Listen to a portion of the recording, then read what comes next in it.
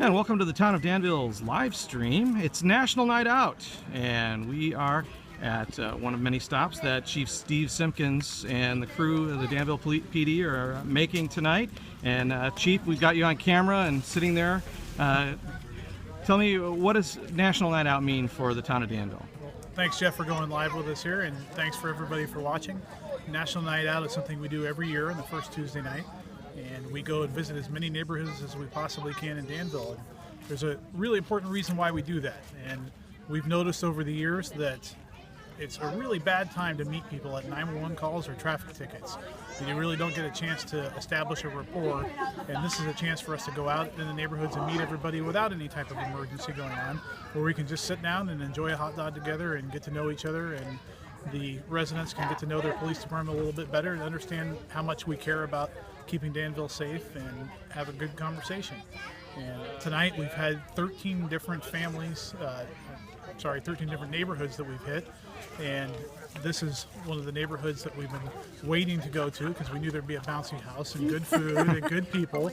And you know, this is an important thing for us. It's a lot of fun, and we have a lot of kids out here tonight. A lot of kids, get to climb in and out of the police cars and ask us questions and show us comic books and trade stickers, and it's a lot of fun for us. And we look forward to doing this every year, and really our only wish is that we could do it more than once a year.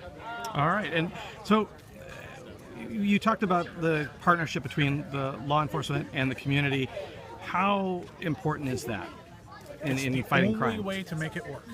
Because if you look at it this way, there's 30 officers that work in Danville, and that's only 60 eyeballs at my count.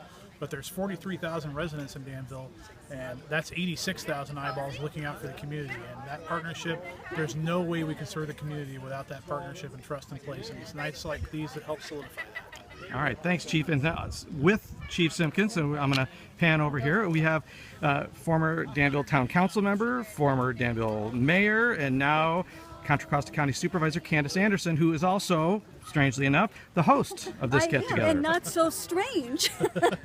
I have always been a big fan of National Night Out. And when I was on the Danville Town Council back in 2004, my first August, I said to the council, why would we meet on the first Tuesday in August? That's National Night Out. We should all be out having a neighborhood party. And I have been having one of these parties for well over the last 12 years.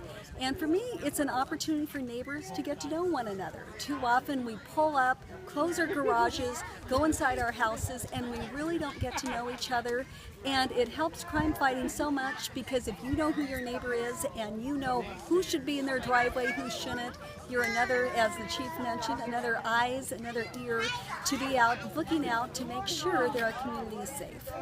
Now, how does something like National Night Out dovetail with programs like Neighborhood Watch? It's another way for neighbors to get to know each other, get to know what one another is doing. They might hear about the fact that someone's going on vacation for a couple of weeks, and so they'll keep an extra lookout at that person's house. It strengthens the community, and it helps us all come together a little bit nicer, a little bit more polite to one another, and certainly much safer. So Candace, you've had your experiences as a perspective of a homeowner, a town council member, a county supervisor.